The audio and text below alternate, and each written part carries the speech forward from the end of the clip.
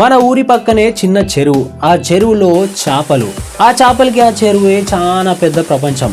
గసొంటి చేపలు సడన్ గా మహాసముద్రాన్ని చూసాయనుకోండి, ఏమవుతుంది?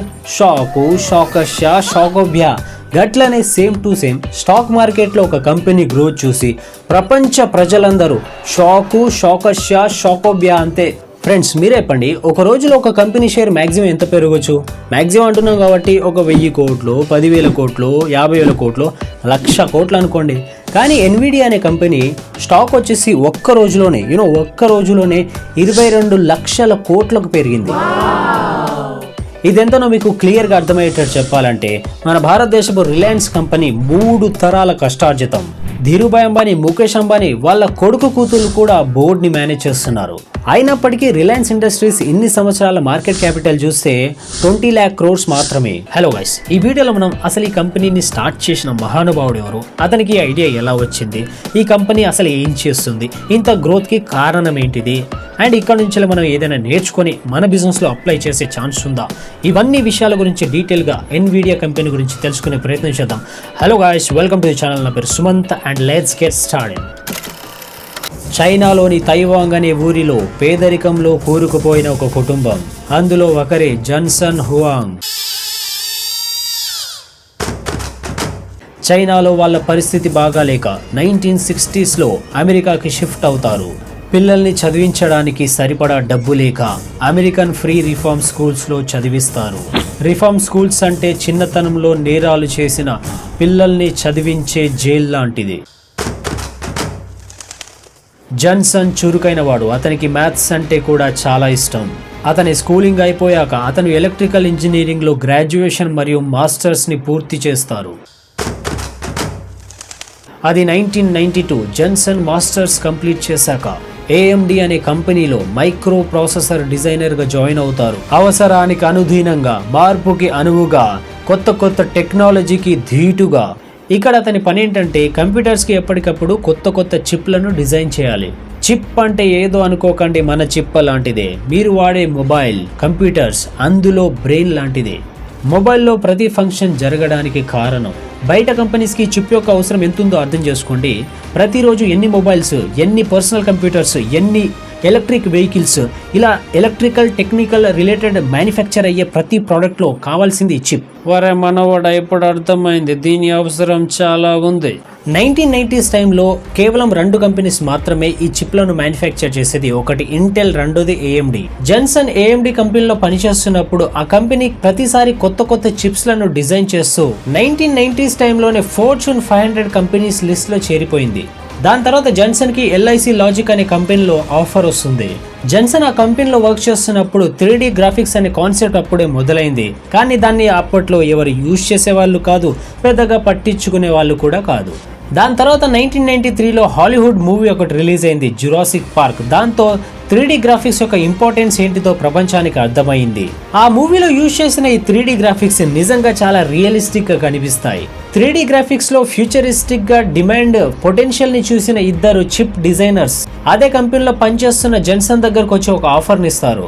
జన్సన్ భాయ్, మా దగ్గర రెవల్యూషనరీ ఐడియా ఉంది, మాతో చేతులు కలుపు. మనం ఒకరి కింద పనిచేయడం కాదు, మన కింద వేలాది మంది పనిచేసే స్థాయికి మనం వెళ్దాం. సింపుల్ గా వీళ్ళ ఐడియా ఏంటంటే హై క్వాలిటీ 3D గ్రాఫిక్స్ మరియు గేమింగ్ కి సంబంధించిన చిప్ ని మ్యానుఫ్యాక్చర్ చేయడం.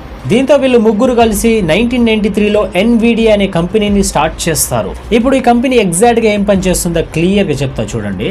మనం చిన్నగున్నప్పుడు స్కూల్లో నేర్చుకుంటాం CPU is the brain of computer అని. మనం CPU అని అనుకునే ఆ పెద్ద బాక్స్ లో ఒక చిప్ ఉంటుంది, ఆ చిప్పే యాక్చువల్ గా CPU.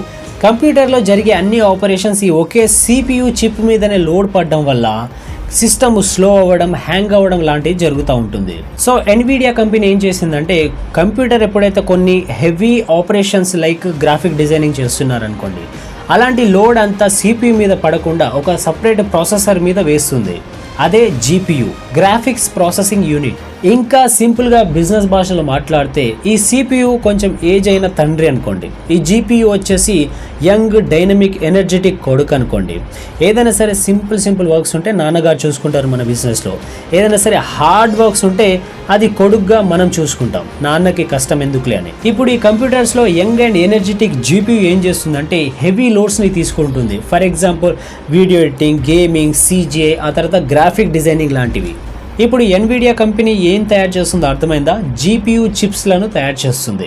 కంపెనీ స్టార్టింగ్లో జెన్సన్ చాలా గొప్ప డెసిషన్ తీసుకుంటారు. అదేంటంటే ఈ ఎన్విడియా కంపెనీని కేవలం చిప్స్ డిజైన్ కోసం మాత్రమే పరిమితం చేసేస్తారు అండ్ మ్యానుఫ్యాక్చరింగ్ వచ్చేసి అవుట్ సోర్సింగ్ చేసేస్తారు. TSMC అనే కంపెనీ మ్యానుఫ్యాక్చరింగ్ చేస్తుంది చిప్లను.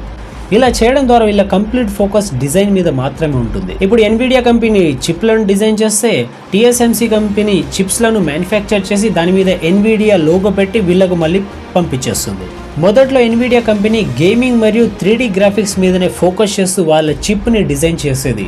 అండ్ ఈ ప్రాసెస్లోనే ఇయర్ 2000లో ఎన్విడియా కంపెనీకి మైక్రోసాఫ్ట్కి ఒక మంచి డీల్ కుదిరింది. ఆ డీల్ ఏంటంటే మైక్రోసాఫ్ట్ గేమింగ్ కన్సోల్ అయినటువంటి Xboxలో కావాల్సిన చిప్స్ డిజైన్ చేయడానికి ఎన్విడియా కంపెనీకే కాంట్రాక్ట్ ఇచ్చింది. దీనివల్ల వీళ్ళ కంపెనీకి చాలా బెనిఫిట్ అయింది. అది ఎలాగంటే వీళ్ళు తయారు చేసిన చిప్ యొక్క పర్ఫార్మెన్స్ మరియు బిల్డ్ క్వాలిటీ చాలా బాగుండి మిగతా గేమింగ్ కంపెనీస్ కూడా వాళ్ళకి కావాల్సిన చిప్ కూడా ఎన్విడియా కంపెనీ ద్వారానే తీసుకునేవి. కొన్ని కంపెనీస్ వాళ్ళకి కావాల్సిన చిప్ని డిజైన్ చేయించుకుంటే కొన్ని కంపెనీస్ వీళ్ళు తయారు చేసిన చిప్కి అనుగుణంగా వాళ్ళ గేమ్స్ని మోడిఫై చేసుకునేవాళ్ళు. అందుకనే చాలా కంప్యూటర్ గేమ్స్లో చూస్తే కనుక పవర్డ్ బై ఎన్విడియా అని ఉంటుంది. దీన్ని బట్టి మీరే అర్థం చేసుకోండి గేమింగ్ ఇండస్ట్రీలో ఎన్విడియా కంపెనీకి ఉన్న ఇంపార్టెన్స్ ఏంటిదో. గేమింగ్ ఇండస్ట్రీలో నెంబర్ 1 పొజిషన్ కోసం ఎప్పుడు పోటీ పడే మైక్రోసాఫ్ట్ Xbox మరియు సోనీ ప్లే స్టేషన్. ఇక్కడ గమ్మత్ ఏంటంటే ఈ రెండు కంపెనీస్లో యూజ్ చేసే గ్రాఫిక్ కార్డ్స్ వచ్చేసి ఎన్విడియా కంపెనీదే. ఇప్పుడు మీకు వచ్చే క్వశ్చన్ ఏంటంటే అసలు స్టాక్ మార్కెట్లో ఒక్క రోజులోనే ఈ కంపెనీ ర్యాపిడ్గా గ్రో అవడానికి రీజన్ ఏంటిది? అసలు విషయం ఏం జరిగిందంటే వీళ్ళు రీసెంట్గా వీళ్ళ క్వార్టర్లీ రిజల్ట్స్ని అనౌన్స్ చేసిర్రు. క్వార్టర్లీ రిజల్ట్ అంటే 90 రోజుల్లో కంపెనీ అసలు ఎంత సంపాదించింది అనేది. అయితే ఈ కంపెనీ ఏం చెప్పిందంటే ఈ 90 రోజుల్లో మేము 22 బిలియన్స్ ఆఫ్ రెవెన్యూని జనరేట్ చేశామని చెప్పింది. అంటే 22 బిలియన్స్ అంటే దాదాపు 1,80,000 కోట్ల రూపాయలు జస్ట్ 90 రోజుల్లోనే సంపాదించాం. ఇది మాత్రమే కాదు, కాంప్లెక్స్ చిప్స్ ప్రొవైడ్ చేయడంలో 80% మార్కెట్ వచ్చేసి మా చేతుల్లోనే ఉందని గూగుల్, మైక్రోసాఫ్ట్, ఫేస్బుక్, యాపిల్ ఇవన్నీ కంపెనీస్ ఆర్టిఫిషియల్ ఇంటెలిజెన్స్ లో యూజ్ చేసే చిప్స్ కూడా మేమే సప్లై చేస్తున్నామని చెప్పగానే 80% మార్కెట్ క్యాప్చర్ కూడా మా దగ్గర ఉంది, ఇంకా మా కాంపిటీటర్స్ కూడా చక్కగా ఎవరు లేరని చెప్పగానే ఈ కంపెనీ ఎట్టాగో గ్రో అవుతుందని ఎగబడి జనాలందరూ ఈ స్టాక్స్ని తీసుకోవడం స్టార్ట్ చేశారు. మొత్తానికి ఇది వీడియో, నేను ఇంకా డీప్గా వెళ్ళాలనుకోవట్లేదు. మీకు ఒకవేళ ఈ వీడియో నిజంగా నచ్చితే ఒక లైక్ కొట్టండి అండ్ ఛానల్కి మీరు ఫస్ట్ టైం విజిట్ చేసినట్లయితే సబ్స్క్రైబ్ చేసుకోండి అండ్ లెఫ్ట్ రైట్ వీడియోని క్లిక్ చేయండి. మరో వీడియోలో మళ్ళీ కలుద్దాం. జై హింద్.